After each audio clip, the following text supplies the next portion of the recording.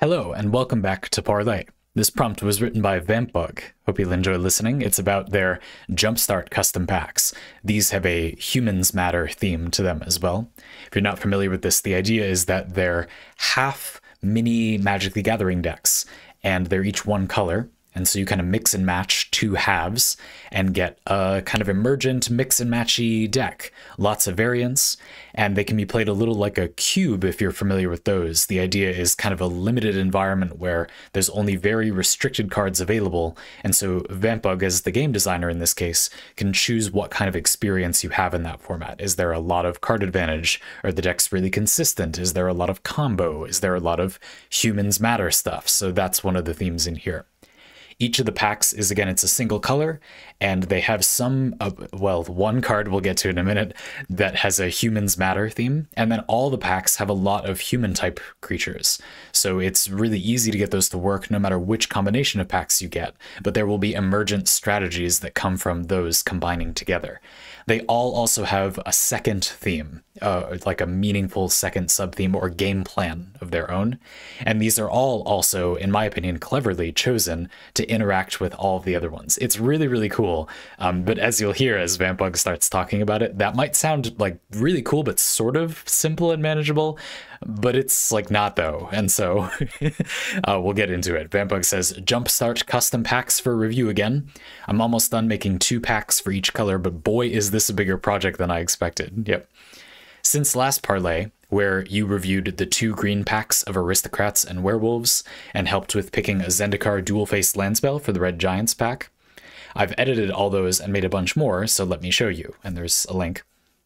Sort this folder by color, and we'll go in reverse Wooburg order. You might notice less human-centric cards in packs we've went over before, and that is because I've decided to keep it to 1 card per pack that mentions human, like, type effectiveness specifically, for my own sanity crafting these. Cool, and then you've got a little overview of each one. I'll read those as we go. Let's get started, because we're going to talk about 5, though some of them we've seen before in this Parley series, so I won't go over them in too much detail. We'll just talk about some changes. Really cool. Okay, let's just get started. So first, we have this is Green Aristocrats. You said, this does not change much, no need to give it much time on screen, but I'm using a different ooze as a backup sacrifice outlet since last Parley. By the way, I really like that you summarized what the previous Parley was about. You know, this can be fun for people who are not you and I, who are just spectating. And it's your Parley, you know, different Parley requesters, to different degrees, try to make concessions in the way they've structured Parley to make it interesting for viewing. That's not your job. I think part of the fun of this series is that this video was just made for some random specific person, and the audience gets to kind of peek in and see what's going on. But lots of people choose to make them a sort of vicarious form of making their own videos for other people's entertainment. And I think it's interesting where there's like happy accidents there. I also appreciate it because I make a lot of individual things. You, individual viewer, you might not watch all of them or most of them, but if you were to watch every single piece of media I make, the Zandypants channel videos, the bootleg builds videos, some of which are archives from the stream 3 times a week, but a good, you know, decent amount of them aren't, and then all the Parley, it is very difficult to keep track of all these things. If you give me a little thing like that, it really gets the neurons firing. It really helps my brain get going. And I often remember really easily after that. But the little bit of help it's really good. Like, I think that's very nice. So I just wanted to say I think that's cool. Not a bad thing to do. If you're doing like a little series too, like, I just thought that was neat. And I went on that tangent because there isn't that much I have to say here. Indeed, it's not that different. It's Aristocrats, so the idea is you would sacrifice creatures to various outlets to get various effects. Creatures dying is good for you. This is interesting in green. Often this is like a white or a black effect in Magic. Innistrad block, which is a kind of Halloween, death, graveyard themed set, embrace this a lot more as green's design space. Green and black have the death and rebirth dichotomy. And if you think about it, green, things dying for green, for fertilizer, or like the natural order, it makes sense. Like that does fit into green's slice of the color pie a little. Ravnica's Golgari Guild also has a lot of like green caring about death stuff, which I think is cool. So it's interesting. It was eye-opening for me to see there's a surprising amount of support in green for this type of strategy. A lot of it, which I saw the card and went, oh yeah, I know that card. What the heck? There's so much support for aristocrats in green. It's just very cool. And so here there's this interesting synergy where because all of the packs are human matters packs, well, they're mostly creatures. I mean, at lower power levels, creatures are at the height of their power, you could argue, in the sense that if your removal or your interaction to stop your opponent from doing something is at its worst, the type of card that is the strongest when your opponent isn't interacting with you on its own is usually a creature, because it's a card which, if not answered by your opponent, kills them as long as it has 1 power. If they don't do anything about it for 20 turns, they die. That one card that was 1 mana kills them all by itself, you know? Obviously, that's not going to be the situation in practice, but the extrapolation stands that usually in an environment with less ways to stop your opponent from doing what they're doing, creatures are at their relative strongest, in a sense. All these packs are for a relatively lower power environment, so sure, they have a good amount of creatures, but they're also packs that care about lots of humans. This is interesting for aristocrats because, on the one hand, you will have lots of creatures. All the packs have lots of creatures, sure. On the other hand, not every pack wants those creatures to be dying. You know, you could imagine a go wide type of strategy in one of the, I don't know, white packs or something. And maybe that you wouldn't be as happy on the surface, but most of those strategies where you want a lot of creatures in play, well, the only thing that's going to stop you is things are going to die, and then this pack profits. So I think Gluttonous Slime is, for that reason, a tricky inclusion. This has Devour, so when you play it, you can sacrifice a bunch of creatures to make it bigger.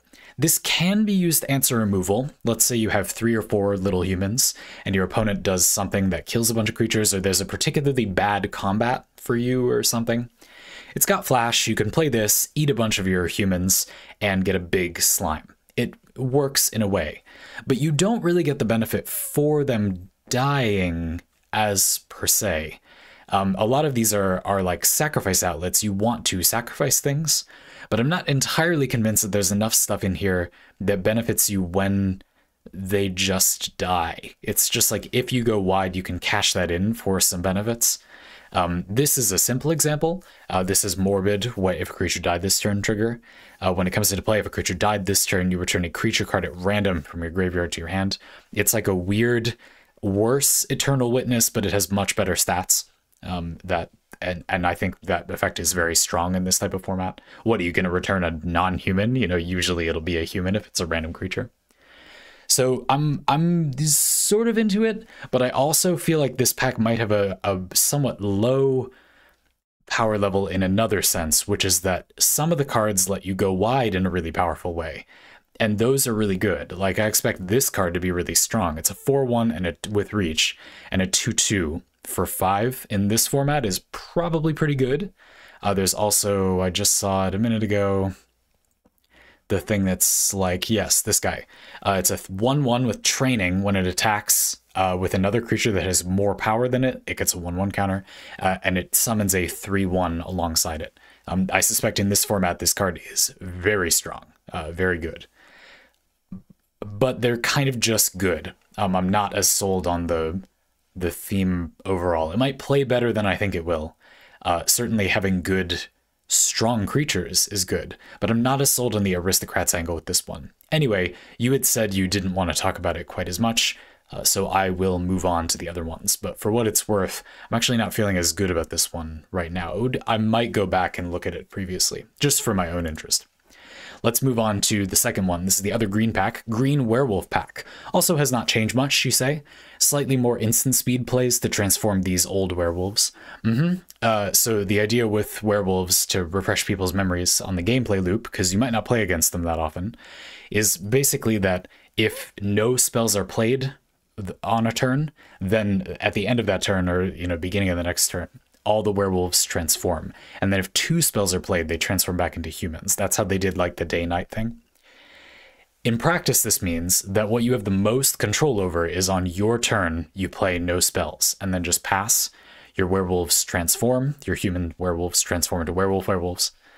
And then on your opponent's turn, if you have instant speed plays, you can still do stuff. You just do your turn worth of mana worth of stuff on your opponent's turn instead. A very common werewolf strategy. Of course, it's possible you can try to make it so your opponent doesn't do anything on their turn somehow, but again, a lot of the time your opponent's deck simply will have a lot of plays they can only play on their turn. You often can't count on it. So it's a common strategy. Yeah, instant speed stuff and flash, like creatures with flash is the obvious thing. Let's take a little bit more of a look. So we have Moon Mist.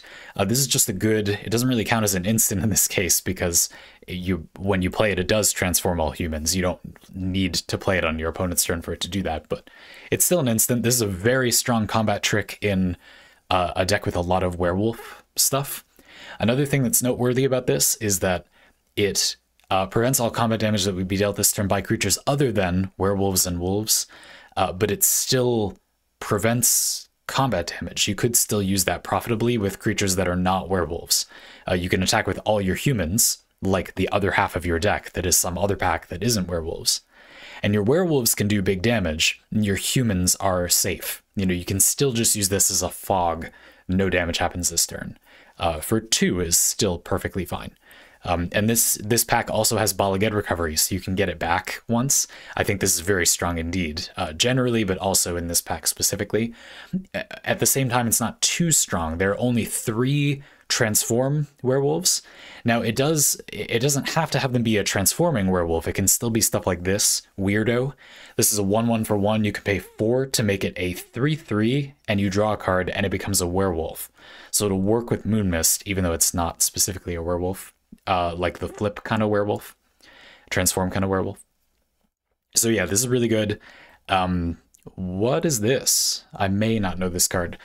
Choose one creature, target creature you control and target creature you don't control. If you control 3 or more creatures with different power, put a 1/1 counter on the chosen creature you control, then the chosen creatures fight each other. Oh, sure, yeah. This is good. It's an instant speed fight spell, and you realistically, there's a pretty good chance you're going to get a 1/1 counter as well. Prize Fight, also a very good card. Yeah, the instant speed stuff is really good. It's kind of even better in this deck because if you pass your turn and then your opponent's turn, this is your play, your werewolf probably just transformed and you get something really strong. Pretty cool. But yeah, not too much to say. Just refreshing my memory on some of the stuff in here. You found some weirdo examples of wolf effects.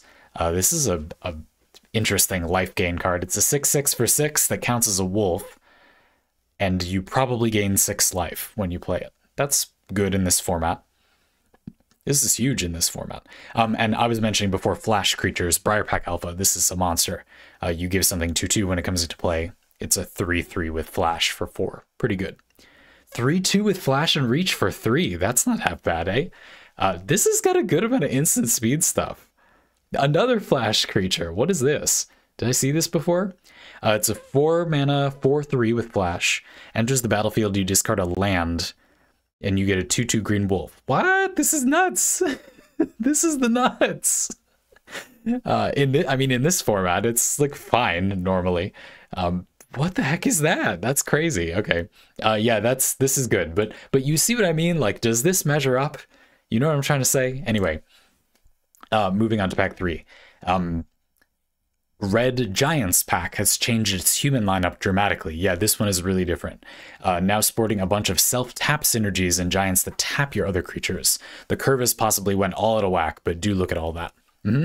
I thought this one was cool. I think the big change that you made is that you picked humans to pair with this pack that have synergy with the key human mentions human type thing. So for this pack, it stayed the same as it was in previous Parley. It's Titan of Eternal Fire. Human creatures can be tapped and you pay 1 red mana to have them ping a target. They do 1 damage to anything. I think in this format, this is extremely powerful, like really, really strong. Only kind of held back by the fact that Titan of Eternal Fire isn't a human, and it's 6 mana. It's a 5/6 for 6 mana, which is still good in this format, but it's 6 mana. you know, it's hard to get this in play. You have a ton of humans, and then you ping a bunch of stuff. But even if you have 1 or 2, this is still really, really strong in this format. And so what you've done is you picked humans. You really redid a lot of this pack. You picked mostly humans that care about tapping or being tapped in some way. So for example, this is a 3/2 for 3 that when it becomes tapped does 1 damage to each opponent. That could just be because it attacks, but you can also have it be Titan of Eternal Fire. You can kind of push damage if you're near the end of the game by having it ping, and then it'll do 1 more damage to your opponent. Pretty cool. And then there's a few others. This one loots. You discard a card and draw a card if you tap it. Again, it's a 2/3 with first strike for 3, so it's gonna, you know, be able to attack safely.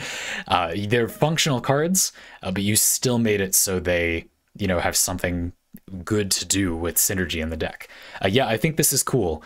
It's a nice balance. I hope I'm imagining a good balance, because the power level of the payoff for the combo is not too high, nor is it too low. It's not too greedy and a huge payoff, nor is it, you know, nothing. I feel like this is a good balance. This is a card I wasn't entirely familiar with. It's a 3/3 with trample for 6, but you can tap an untapped red creature you control to give it power equal to the creature you tapped. So Titan of Eternal Fire, crazy, you know, it becomes an 8 power dude. But it's still easy to block and kill. You'll just probably take some trample damage. And a lot of the things it will tap in this deck are of modest power. It's going to gain 2 or 3, which is good. It's a good card in this deck, but will not be, you know, out of control strong. Anyway, very cool. You still have Giant Harbinger, so you can tutor. I'm a little worried about the idea that you have a tutor for this deck's combo, but it's still only 2 cards out of the 40 cards that are going to be in the deck. There is a little bit of looting. There are like 2-ish cards in here that help you search for cards in your deck, or yeah, actually 3, big score. Yep. But still, overall, pretty cool. I think this is probably in a good place. It doesn't have as much gas if you don't go for a specific strategy, but this one I feel like I can really imagine what it would be like to play this. I don't know, it sounds fun to me, which I think is one of the important things.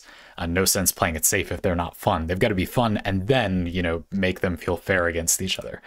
So big fan. Okay, red pack number 2, new second red pack. It is neither menace cycling, nor whatever else I had before, which is what, yeah, right, what you had before.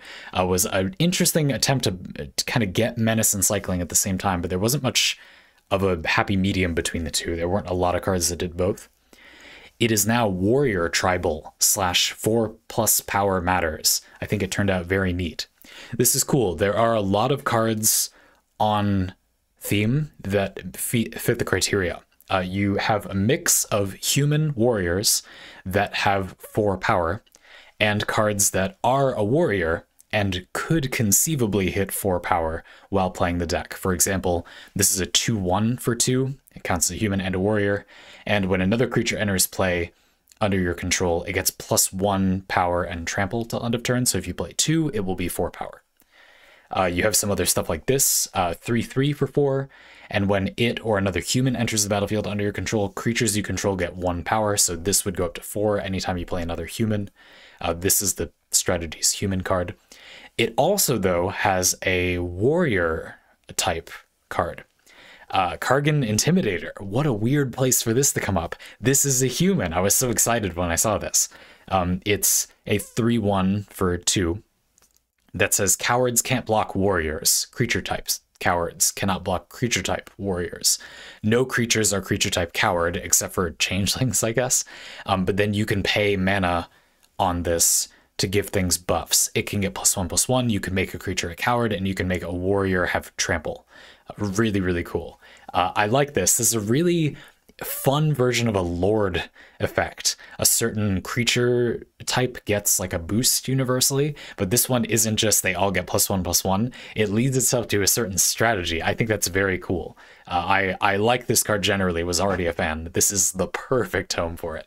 I really feel like you looked for how many cards that were human supported the theme that you came up with and came up with an option that's really robust. Like there's some very fun cards that like, where were these even going to go otherwise? Additionally, it gets even better. A warrior double-faced card. It's a minotaur, but with trample. It's a 4/5 for 6, so meh. But in this pack, it being a warrior is a small but meaningful advantage. It's got trample. Yeah, it's what a happy accident. That's so good. I think you have a really good find here. Target creature does damage equal to its power to another creature. We have a red version of a fight-esque thing. You don't take damage back. And Bolt Bend, a really good defensive spell for if you have a creature with power 4 or greater. Pretty good.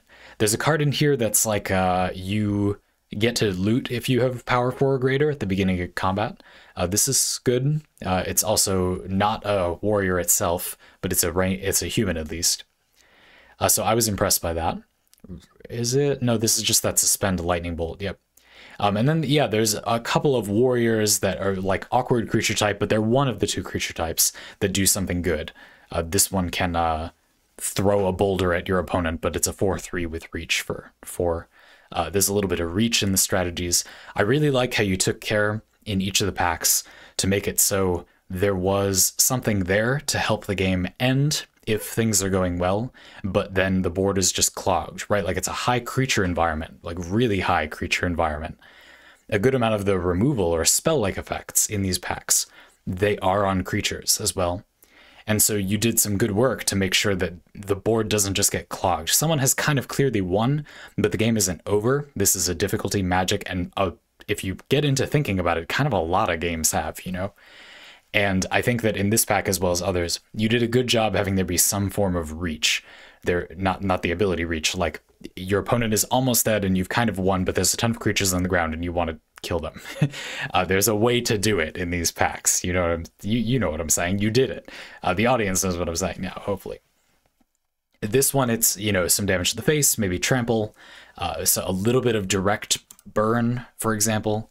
Again, there's some trample, or like you can ambush your opponent. You can have a big play and blow them out. There actually probably isn't trample in here, but you can build up a really big creature. If the board just kind of sits there, this deck is in a good place. This pack is in a good place. This one, you can have a big werewolf turn. It's a similar thing. You've got a little bit of life gain. Anyway, I think that's nice, and this pack, you know, is doing it better than some others. I think the card quality in this pack is pretty high too. It doesn't have the set up a thing potential that the Titan of Eternal Fire pack has, but I feel like if you just get a lot of creatures and you're with a pack that is cool with just a lot of creatures, it will feel better. My bent as a designer for these would be that I want to make sure that the packs are not meaningfully different in power level with other packs, which is obviously sort of impossible. I feel like that is the type of thing that if you feel strongly about, if you really want to pursue the balance of each combination feeling good, maybe even start writing down your experience playing every single combination of all of the packs, which is a crazy person thing to do, but I would absolutely do, even though you have to play an insane amount of Magic to do that, but I don't know your life. Maybe you can do that. I personally think that it's complicated enough to make all the packs feel fair with each other that I wouldn't really try during development any more than it just comes up. I would just go ahead and play them. Because as much as I was saying, oh, I'm a little worried about the Aristocrats pack, I might just be focusing a little bit too much on what I think of as Aristocrats, and in reality, this pack with something like this Warriors one actually sounds rad. Like, I think this is fine. It's not, like, this is not going to be a problem. It will be really good. Maybe a little too relatively powerful compared to other packs.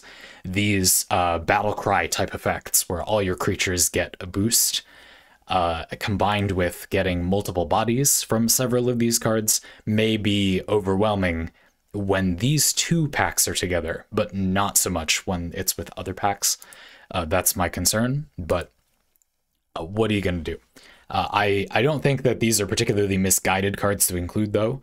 I mean, it's really just this guy, too. And certainly playing a lot of humans is, in one turn, is surprisingly difficult because a lot of these packs do need to use some non-humans to fill out their themes.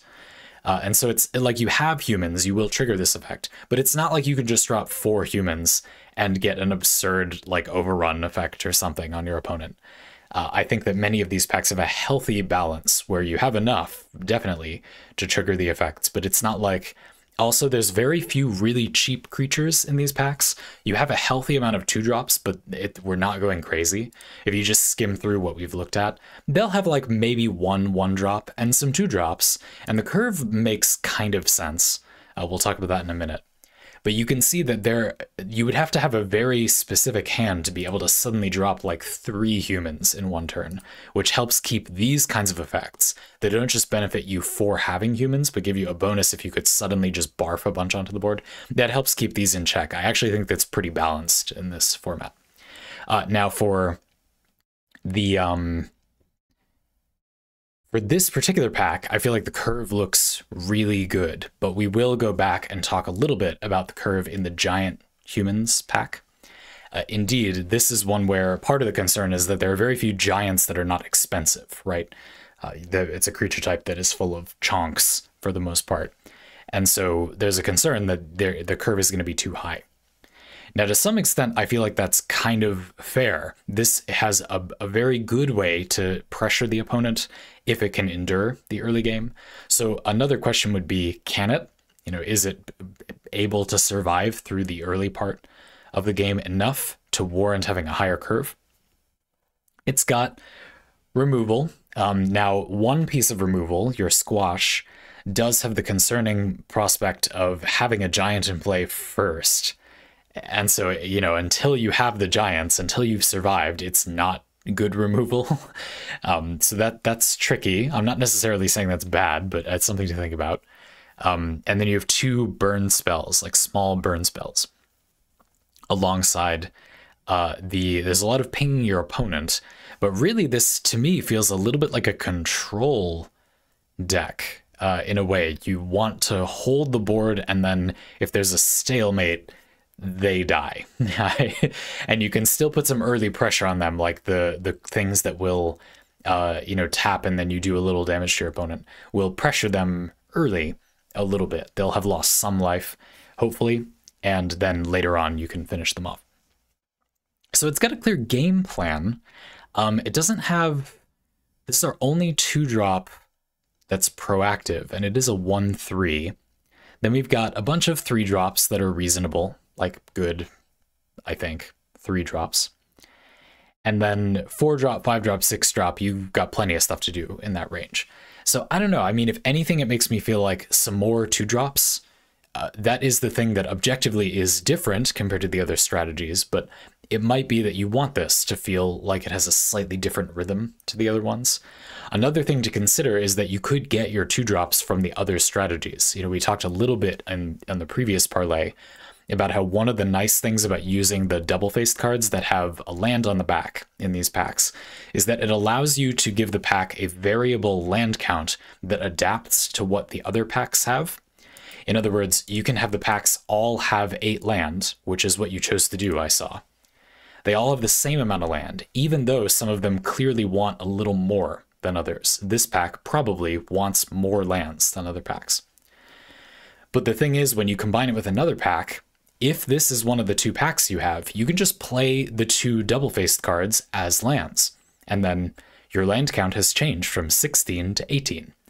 Or if you got 2 aggressive packs, you can play both lands as spells, and now your land count is 16. Reasonably aggressive. I think this is a good solution. My point is that the flexibility of the different packs being relatively balanced and having that call to different amounts of land you might want does probably make the curve problem less of a problem. I'll admit that this type of abstract thinking about curves has always been a little bit of a weakness of mine, so I'm trying my best to give advice that would actually be useful. I would say it's a light touch. You know, you're only changing half of the deck, and so adding 1 more 2-drop will feel more different than I think we would be inclined to think. I guess that's my initial thought. Additionally, I mentioned in the previous one as well, this does have a few more treasure cards than others. This isn't necessarily to be overestimated. They don't ramp as per se, but they do mean you can get 1 or 2 bigger spells out earlier. You get 1 treasure token from 2 mana, but you can use a turn where you weren't spending mana on a 2-drop because you don't have any in the pack to, you know, play a 4-drop sooner or something. I do think that people treat treasure as ramp, like fast mana that you can only use once, as ramp a little too much. It's difficult to evaluate because you can play a card ahead of schedule, but at the same time, you aren't permanently increasing the amount of mana you have, and these packs are designed for a type of Magic the Gameplay that goes relatively long. So you will get to the point where, in the grand scheme of the match, getting 1 more mana one time was relatively small, whereas in some high power formats, getting 1 more mana one time would be a relatively large impact if the game is going to end in 3 turns. You see what I mean? I think in these packs, treasures are effectively not ramp at all. They just allow you to like repeat a turn on the curve or jump ahead on the curve once. And that does seem good for this pack. That seems like it would, mostly, I'm not too worried about the curve thing. But I think if anything, maybe like 1 more 2-drop. I'm a little worried about being able to tap enough targets for this, or like the tappers competing. It's probably fine. You only have 2 tappers. It's Impelled Giant and Sunshot Militia. Well, and Titan of Eternal Fire wants to have creatures use a tap ability, but then they tap themselves. And then there's a couple of things that like to be tapped. And if you think about this for too long, you will start giggling if you were a child, like I am sometimes. I think the balance is kind of good, but I want a 2-drop. I was just trying to cut something for a 2-drop, but I don't know. I think this is an interesting card in here. Grabby Giant. You get the treasure token thing, which can be kind of good in this pack. And then a 4/3 with reach for 4. That's a giant, so you can tutor for it with Giant Harbinger. You have 2 targets for that already. You have Impelled Giant and Titan of Eternal Fire. It's really hard to do a card like this in a pack like this because you need enough targets that it isn't like you're literally just playing another copy of Titan of Eternal Fire. You want the flexibility or for it to always have a target. I like having 3 giants for that.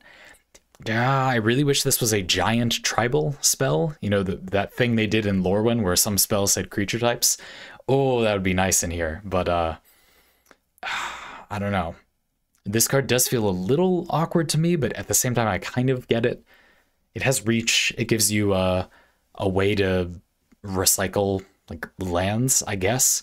If you just get too many playing this pack, it doesn't have more lands than normal, but you might, you'll play these as lands because you want to curve out, but then you'll end up drawing too many lands, and I sort of get it. This is the card I'm looking at, but I think that's all I got. And a 2-mana giant. If there's a 2-mana giant in red, I would put it in over this. How about that? Okay, clerics. Black cleric discard. Entirely new pack in a color we haven't seen yet. Woohoo. Yeah, woohoo indeed. I'm excited to get into the other colors a little bit. Let's take a look. So it's cleric, human, and cleric. A lot of clerics are humans, so it should be reasonably easy to get good crossover there. And then it's got a discard theme as well. I'm a little wary of discard, but let's just see what we have. A lot of these cards I know by sight, and I wanted to review some of them as I was going. I think the Relic Vial is an interesting payoff. This is basically if you have a cleric under control, which you almost always will with this pack, you drain your opponent anytime a creature you control dies. Again, this is one of those cases where I'm worried that this will be too strong relatively when it's with green aristocrats, but other strategies wouldn't, I don't know, it wouldn't happen as easily, but it's always kind of good, I guess. Sacking a creature to draw a card on its ability is good. There have to be enough things you want to cycle. We have resurrect things by sacking 2 creatures and tapping this. Tabarrak's a pretty good cleric lord. It's a demon, so it doesn't count as a human. But this is a form of card draw as well. There's a lot of card draw in here, which you'll need if you're sacrificing creatures. So, okay. Human Cleric for 1 mana. Let's go. And it has Menace. It's got Kicker to be bigger. I think that's a good kind of 1-drop for these packs. What if you get this pack with the Giants pack and your curve is really high? The 1-drop is just like alone for 3 turns. It might be better to save it and have it be bigger, and you have the option to do that. Cool choice. Another Human Cleric. Yeah, it's looking good. Okay. And there's a good amount of, there's an Exploit and sacrificing creatures with Whisper. Disciple of Phoenix, this is the one where they reveal cards equal to your number of black mana symbols and cards you control, and then you can pick one of them for them to discard. Okay, I see. So it's not like an intense discard. You're not making them dump their whole hand all the time. Or they discard 1 card is more what it's like. Okay, that's probably fine. I don't think that's the end of the world. This is a good bomb in this format, though. It's a 6 mana 5/5 with Death Touch. When it enters the battlefield, they have to discard, and if they can't, you gain 4 life. This seems good. If they're just land bluffing, you know, they have no cards, but they held on to the land they top decked to make you think they do have a card, they'll just discard a land, and then did it really do anything? Like, meh. But I mean, that's good. It helps it be not too powerful. And if they're saving some key spell, then it's really good. This is a vanilla 2/2 for 2, but it has Human and Cleric as its creature types. Is there a card in here that just says Human? Yep. The Avacyn's Color. Cool. If you equip it to creatures that are human and they die, you get a 1/1 spirit token when they die. Yeah, this is a nice addition to this pack. There's a good amount of card draw, and having your creatures get suited up and then die, and you have Avacyn's Color and Relic Vial. This deck can probably win with a pile of vanilla 2/2s if you have Relic Vial and Avacyn's Color, just to imagine.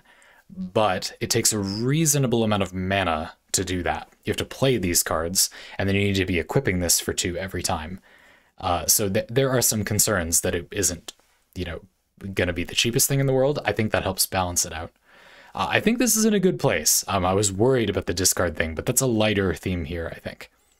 Ooh, this is pretty fun. We have the anti-human cards. So in Innistrad block, they did a thing where they wanted to make it feel like it was the humans against the monsters. And so there were a cycle of cards that were like removal, or, you know, you'd kill your opponent's creature. But then if it was a human, then it's even worse for your opponent. It feels like humans are being targeted. This is just destroy a creature for 5 mana, but in this format, that you kill their bomb, no questions asked, that's really good. And if it's a human, you gain life equal to its toughness. In these packs, usually it's not a human if it's bigger. So if you use this on a smaller creature, you get a nice kickback because you paid 5 mana to kill their, you know, 3 mana creature or whatever. I think this is a great choice for these packs. It's like just the right level of power, I think, to make sense among these packs. Very cool. Any other notes? Malakir Rebirth is really, really strong. This is like one of the better double-faced cards with a land on the back. And it's really good in this pack because it just lets you have a creature come back to life. You might take a good amount of damage, though. Aren't there a few? No, there's actually good life gain in here, so that's not really a big deal. There actually is good life gain in here. Maybe that's a concern. There's a lot of life gain in this pack. It's one of those where, depending on how slow it feels, if you just get to do your thing and kind of like fuss around with your artifacts that generate value, this might be out of control bonkers powerful. But it's probably fine because most of the other packs, as we've gone through, they have stuff to deal with things like that. They don't have to just sit there doing nothing while you pop off with your value engine of sacrificing creatures. They have trample, or they, you know, ping you, or they tap their dudes, or whatever. Yeah, so I think it's probably okay. That's just what this format is. Like, you have some kind of engine, you get to attack each other, and then if the board stalemates, you have stuff to do with those very same cards. Makes sense enough to me. Yeah, I like this one so far. I think the curve looks good. It's a little lower than some of the others. You have more cheap stuff to cast, and it tops out around 4 or 5 with only 1 6-drop. Some of the others have been a little lower. But yeah, no, good. You can see how, were you to get this paired with your Giants one that has very few 1 and 2 drops, again, there's that concern that maybe it'll feel better, but they might be adaptable in a way I'm not giving them credit for. you have put in card filtering, card draw, the modal double face lands. You know, we did a few things to make it so these could adapt to what they're paired with. So I'm concerned, but as I said earlier, I think my humble advice would be to ignore me and to go ahead and play them like this and see if it's a problem first. It wouldn't do to overcorrect and not let them have their own identities just because Zandy's worried that the curves are not. Like, what are you going to do? Make them all exactly the same, right? It makes sense to let them be a little bit different, I think. Cool. I'm a fan. Yeah, there are a lot of human clerics, so it's easy to fit all the types. And then you have two very strong effects that are payoffs for each of those. In this format, I think Avacyn's Collar is very, very good. Getting a 1/1 with flying essentially every time a human dies and it's manageable for the equip cost. And the +1 power and vigilance is still good. I mean, if you want the creature to just get in there and die, it's good at that. This is a good card in this format. If you have the mana, if it's slow enough, and you found lots of good targets for it. And then Taborax is a very strong card in this context, I think. It will grow very big very quickly because it says whenever another non-token creature you control dies. It doesn't have to be a cleric. It doesn't have to be a human. It could just be anything, even from the other pack. And if it was a cleric, you draw a card and lose 1 life. This might be just too strong. You know, this might be the individually strongest card in the entire set of packs so far. I'm a little bit worried that this and any random pile of 2/2s for 2, you know, I said any, like a vanilla pile of Cabal of Angels and Taborax might be better than all these other decks, and therefore this might be a little too strong. I guess the good news is that there's a reasonable amount of cleric tribal stuff, so you can probably find a replacement if you want to, and maybe it'll be fine. You know, it still matters what the other cards are. There's a removal. It starts out as just a 2/2, so I don't know. It's maybe fine. Again, no need to fix it before seeing if it's broken. Cool. I hope you feel like I covered these adequately. We got to everything. Yes, those 5. I did take a quick peek at some of the others. What it looked to me was like, for the most part, you're under construction with them, so a lot of them have more than 20 cards. I was just briefly curious since you linked a lot of them, or some of them, one of them currently has 2 colors. You're probably just still working out, or are you going to leave that, you know, double colored card in there? So I'm looking forward to more of them. You and I talked a little bit, and you said, do you think I should divide them up, or what do you think I should do? And I said certainly all of them. You can see it would have been difficult to do in one parlay while giving some of the new ones time, but these, it seems fine. If you were to do the other 5 all in one parlay, I imagine it would be a little hard to talk about too many of them at length, but I tried to adapt the amount of time I spent on each one to what there was to say about it, and I wonder how you think I did. I'm sure you'll let me know. Looking forward to the next one. Thanks to the parlay.